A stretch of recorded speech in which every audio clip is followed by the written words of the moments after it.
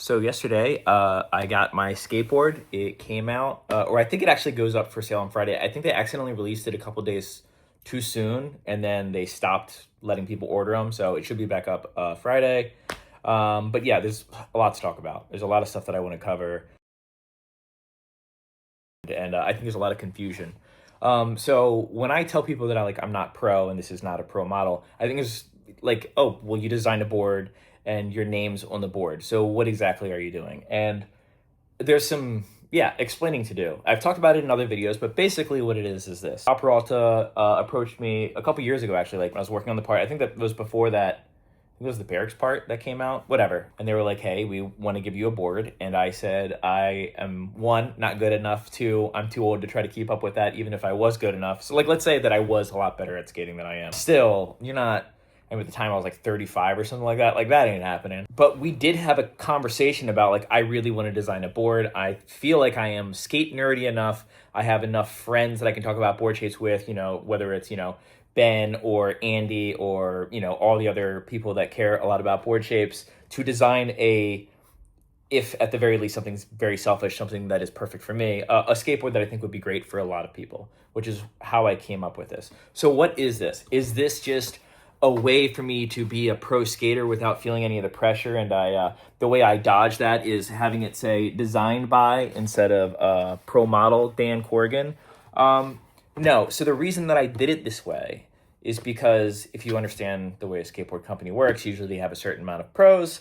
And I think I've done a decent job by separating myself from the skate team while still being a part of the skate team. So like I'm sort of this other thing where I am kind of like a filmer documenter as well as like a fill-in team rider. I don't even consider myself like one of the, main official people on the team. I consider myself a part of Pal Peralta for sure. And I skateboard and I don't suck, right? Like I'm not here to be like some sort of like weird fake humble. I think I am good enough to be legitimately flow for a lot of skateboard companies. But what I do for Pal Peralta is a lot more than skateboarding. It is a lot of shining the spotlight on other team riders, covering product. In a weird way, with DeVille, we talk a lot a bit about directions of the company and who we want to push harder, who we're focusing on when it comes to what spots we're going to for the full length, getting people stoked to go out and film and stuff like that. As silly as this sounds, like giving trick advice, or spot advice of what I think they should learn and where they should do it, stuff like that. So what I view this board as is like a way for them to, instead of being like, okay, here's this lump sum of money to pay you for what you do for us, we're going to give you a board that you get to design. So you get to do this really incredible thing that very few people get to do, design a skateboard from scratch.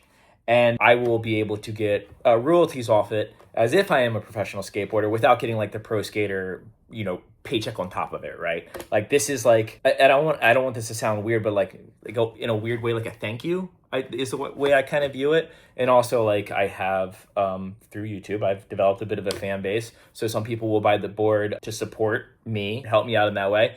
But also, and what I'm much more excited about, a lot of people who want to actually try this board. I see the comments that I get the most stoked on are people who are like, Dan Corrigan's such a kook, but that board shape makes sense. I want to try it. Now, have I seen that comment a million times? No, but I have seen it multiple times. And it gets me super jazzed to think like, oh, maybe I did kind of do something worth doing.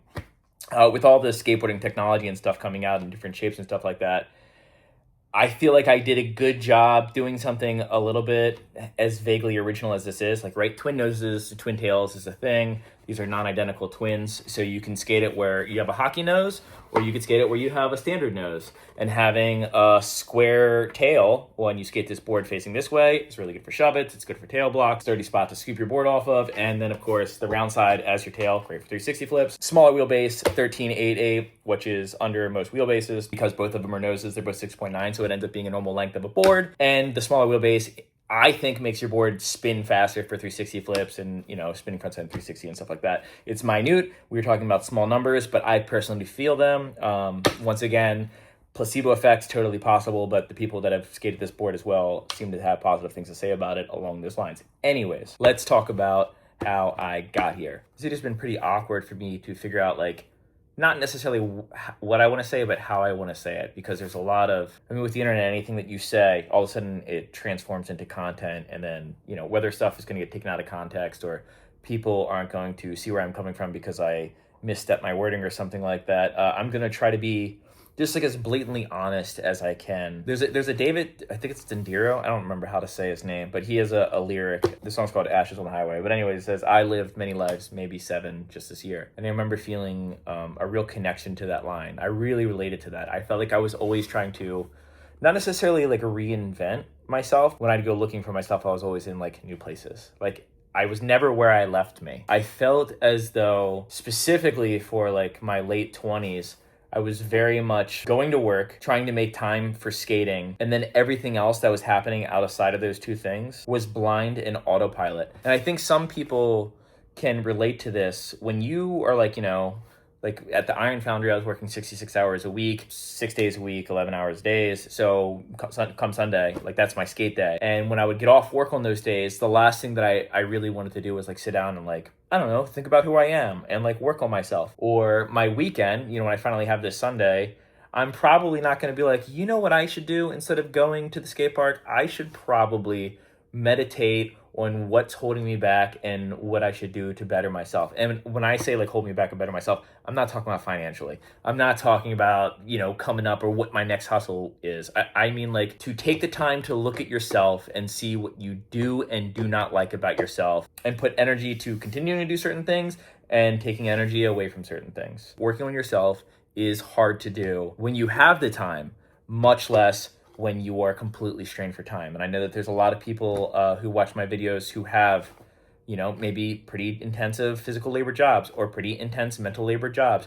especially people who work in education. That is insane. Even doing skate lessons, something that I absolutely love, you know, working with kids is so draining because of how bubbly you have to be and how you want to uplift them. And you can maintain for hours on end, but the second that it ends, you feel like you just ran 10 marathons physically. Physically, you are more exhausted doing a job like that than you are digging ditches. I swear it. Not saying digging ditches is easy. But when I think of like all of the people that I have been in this insane, like when I say opportunity, I like it. It's not like I grind it so hard on YouTube. That's why I get to do this. No, let me explain to you how I got to do this. This is really what happened. I spent the first however many years of skateboarding trying to make a career in skateboarding. I found out through writing for Stereo, coming out to California, trying to do something for 4 months that I wasn't good enough. Went back, got a full-time job, was trying to make a decent living while making as much time skateboarding as I possibly could. And secretly, like, still thinking that I might be able to do something with skateboarding to a certain degree. Even though, like, I quit all my sponsors at one point, like, that was really just, like, for a mental break, because it's honestly, like, a lot of stress when people are like, oh, yeah, like, give us footage and we're going to do this project, but also, like, but we're not saying we're going to do anything with you. You have to, like, give us this stuff and then we'll decide then. So like for mental reasons, I was like, I don't ride for anything anymore. But doing that, letting a lot of the other things in my life kind of fall to the side, being a pretty crappy friend, being very selfish with my time, pushing it all towards skating, and constantly getting bitten in the ass by that, because being crappy to people, the repercussions definitely come. It's not karma, it's just the way things are. It's not mystical. If you're shitty things usually happen to you. And for whatever reason, I came out to California to go on vacation, and somehow things just worked out. I came out here during a winter layoff where I literally took that time to actually, probably for the first time in a long time, put real hours into trying to figure out what I wanted to do and who I thought I was and what I wanted to be, which was immediately cut short by let's just say family emergencies back home that took a lot of my savings out and made it so I had to start working right again. But in that little window, I made some friends in California that took care of me, like in an insane way. Jose and Michelle at Homage was giving me random work. They were having me paint the door and stuff like that, just looking for excuses to pay me. They were letting me do ski lessons. Corey Keene set me up at Keene Ramps. And when I discovered YouTube through Dale Decker, who showed me the ropes of everything, and I saw a format in YouTube skateboarding that I didn't find lame, because like at that point in time you got to think everyone's doing the real sensationalism of like, oh, we're gonna try to kickflip this and the thumbnail is gonna be really clear and bright and grabby, like Mr. Beast-esque. And, you know, early, when Dale first started doing it, he learned from John Hill, so he was doing sort of that sort of stuff. But by the time that Dale and me started skating, it sort of, we were just going out and skating and just filming what it was. And then he would just call the video something silly, like skaters skate park. And I remember thinking, oh, this is fun. And then there was like a lot of comments of like, oh, Dan should start a channel. I think Dan would be good at this. Or they'd be like, more Dan. And so Dale was like, yeah, you should try to do this. And Corrigan was not only willing to let me work less days to focus on my YouTube, he was letting me run his YouTube channel, paying me for work days for running his YouTube channel, just making that video. So now I'm learning how to do some YouTube stuff, having access to an entire skateboard ramp company, all the ramps that I need, as well as doing it on my own. And I still get to do skate lessons on the weekend, so I'm working 7 days a week, but it's all for people who like care about me. And I'm getting advice from my friend Dale who actually cares about me. And to put the amount of time that you need to put into YouTube to actually like get some traction, or at least in the skateboarding world, you more often than not need some sort of safety net, which I did not have financially, but what I did have was friends who were willing to shift around their time and schedules to make it so I could have this window to go do this thing that they just believed I could be good at. It was like literally the hugest assist in the entire world. An assist, mind you, that I still am getting a ton from today. I have people who help me film my YouTube videos. And yes, when someone films my entire video, I give them 20%. But that's not taking into account when I go out and I'm skating with the Palo Peralta guys and I want to get a couple clips and someone stops skating to stand there and film me. Or when there's a group of guys who are going to go do something and they hit me up and invite me to, hey, this is probably going to be good content for your channel. Like, come out and do this. The truth is, unlike like a channel like John Hill that revolves around John Hill, or a channel like Brian Arnett that revolves around Brian Arnett, or a channel that revolves around what's going on in the skateboarding industry, unintentionally, my channel revolves around the people in my life. And that's more often than not. Yeah, I'll do my tutorials and, you know, yeah, I'll do like life update videos and stuff like that, or I'll sometimes do videos to talk about my health. But the majority of my videos, especially the ones that do well, it's really just my friends and me skating together. Or Andy Anderson videos. Who's my friend? Which somehow I get crap for, you know, putting Andy in a lot of my videos. I really wish people could see the day-to-day on how these videos come together. Like, I don't plan anything out. Like, Andy will hit me up and be like, hey, let's go skate together. And then with Andy, when you film a day with Andy, it's like 3 or 4 videos. And so you'll get like 3 or 4 Andy Anderson videos in a row. And then people are like, oh yeah, well, you still use them as a thumbnail. I'm like, yeah, because it's him skate. Can you imagine like a video where I go out with Andy and we go skating and he does like 1,000 tricks and then like I don't put him in the thumbnail? Like, what am I going to point it at? Is it just going to be like my feet skating? Like, this is what it's like to film Andy. I think that people see that those videos tend to do better. I think out of my top like 25 videos or something like that, Andy Anderson's like 5 or 6 of them. But it's like, that's not by design. That's just what happens. That he comes in the video, it does well, and I'm super happy about it. But, you know, I can't curate these videos to keep building my channel up. That's just too exhausting. I don't want it to be this production. I like the idea that it's just like my raw day-to-day. And sometimes the days aren't good and the videos don't do well. Sometimes my channel has downswings, sometimes it has upswings, and that's more than enough for me. But coming out here, getting sponsored by Palo Peralta, having someone like DeVille who's, you know, absolutely down for me and what I do, as well as the entire company, Palo Peralta, not just with like, you know, having me out on all the sessions and stuff like that and sending me product and stuff. But once again, like I described earlier, the feeling of people authentically giving a crap about me and rooting for me. And it doesn't feel like they're doing it because they have X, Y, and Z to gain. I think a lot of people are very aware that like when I'm out skating with the team and stuff like that, like it's not just like a bunch of dudes who ride for the same team skating together. Like we're all friends. And, you know, and a big part of me looks back on, you know, just like being such a tryhard when I was younger and stuff like that. And like being like really competitive and just like rubbing people the wrong way. Cause like I like legitimately was just like, no, like I want to, you know, make it in skating and blah, blah, blah. And people just being like, dude, this guy is such a kook. Like, calm down. You know, going from that to like kind of falling into the real world and be like, okay, I got, you know, I got to get a regular job, you know, and I'm doing construction and I'm doing this and I'm doing that. To move out here and to have it all work out just seems a bit unfair. I'd be lying if I said that there's not a bit of feeling like I'm fraudulent because like I get to have this, right? Like I get to have seemingly all this stuff just like laid at my feet solely because people wanted to help me out and to achieve the things that I wanted to achieve, or to get to a place that I'm very, very comfortable. When I think of all the people, you know, that I was coming up alongside of, and like the list is long, Like, I mean, David Sketch Rose, the entire home base skate team, the entire View skate team. Was it Fritz Hoffert? Is that how you say his last name? The kid who tried to switch Ali El Toro. You know, like a bunch of people that were like coming out of Richmond, Virginia. You know, I was constantly meeting all of these incredible skaters who not only were like really good at skating, but were like doing things the right way. But then it's just like, but then I get to be the one to get in this position.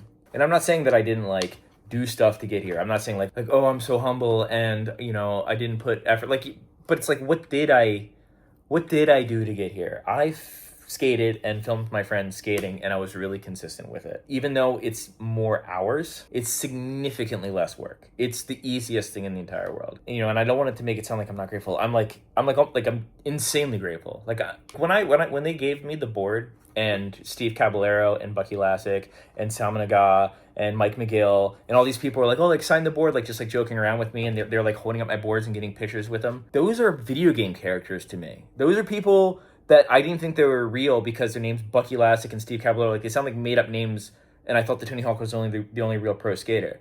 Now that here they are at this party celebrating like me getting, you know, a board that I designed. And I wish that I could bottle this up, this, oh, you want to do something, you want to like go achieve your dream, and then you just like fumble the bag for many, many, many years, and then for whatever reason, it just works out for you. Like, I wish I could bottle that and let people feel it, because it's such a bizarre feeling. It's almost like, you know, like nostalgia can sometimes have a bit of an ache to it, like a bit of a pain. Me in that moment, you know, you never really know how to interact with all these people. Like, oh, like, you know, here's your board and blah, blah, blah. And, you know, this big celebration, it's kind of awkward.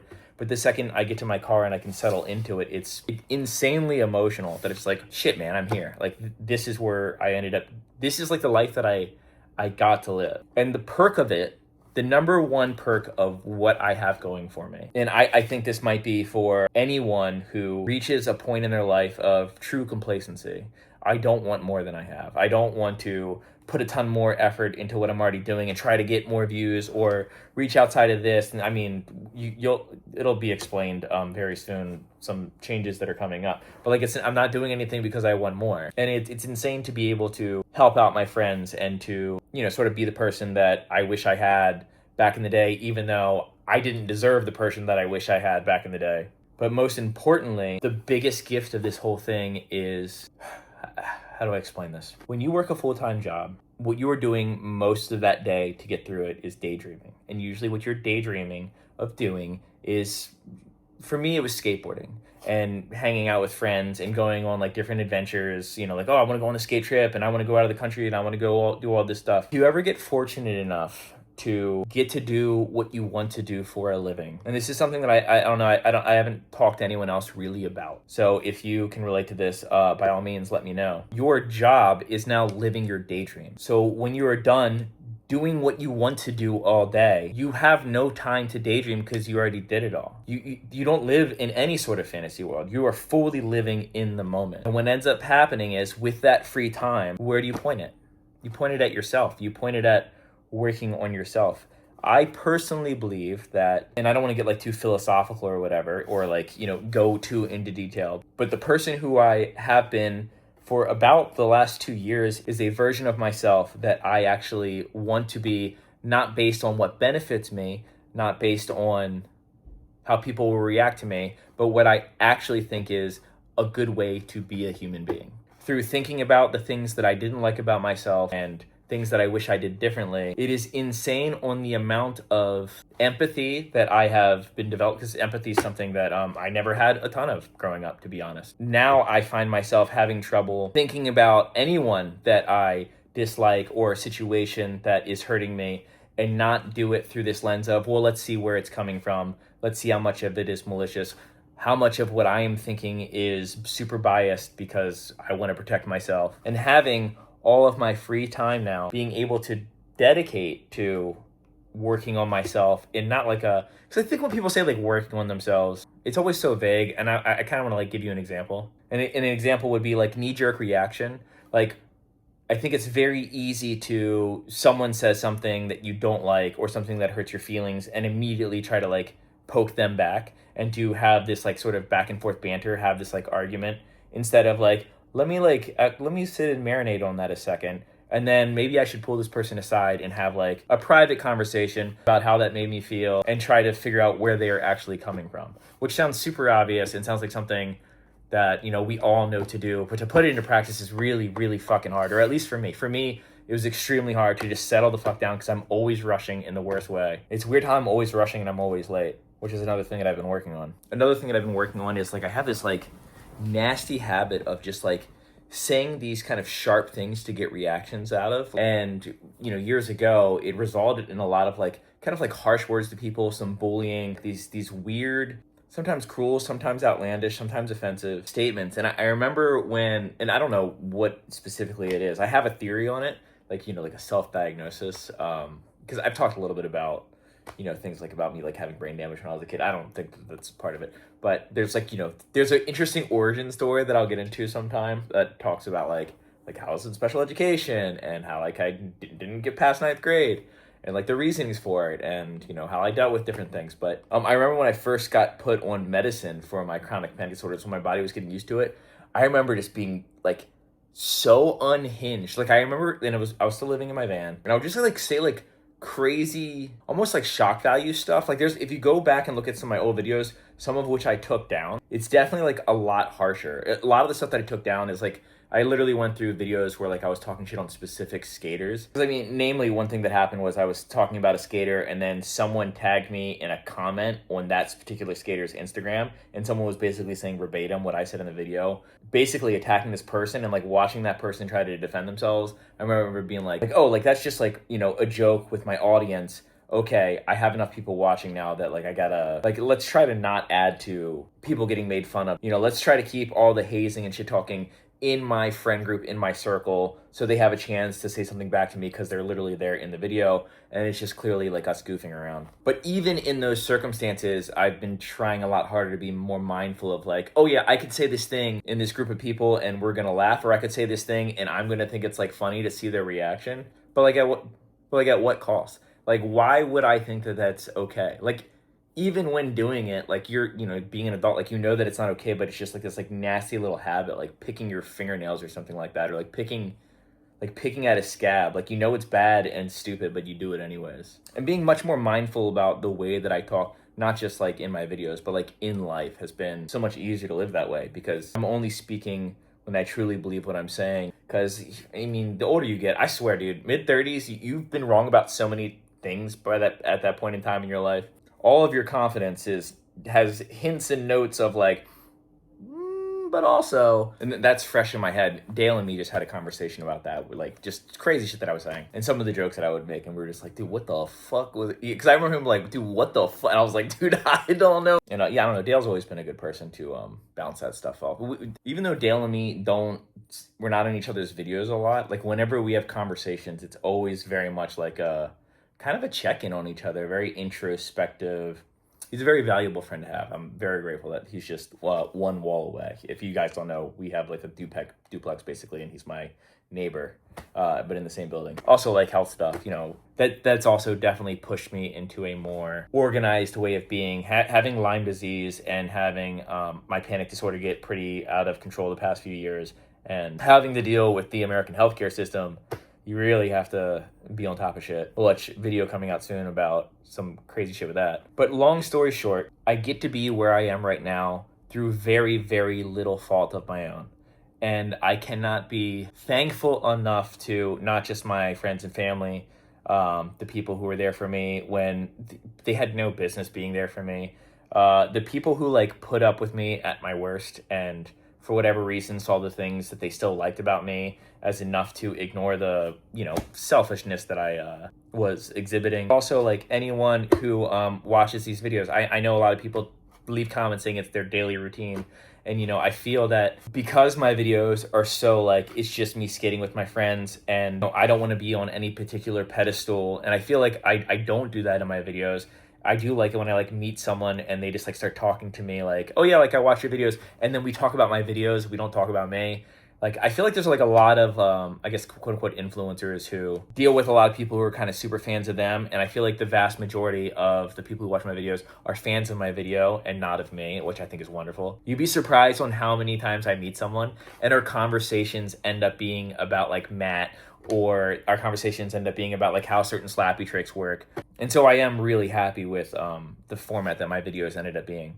But yeah, while this lasts and I get to continue to live a life that personally I think very few people deserve, much less me, I hope I can use this time smartly, because that's how I should word that sentence, and the very least be able to go back into the working world with a better head on my shoulders, which it's already much better than it was before. And I truly mean what I'm about to say.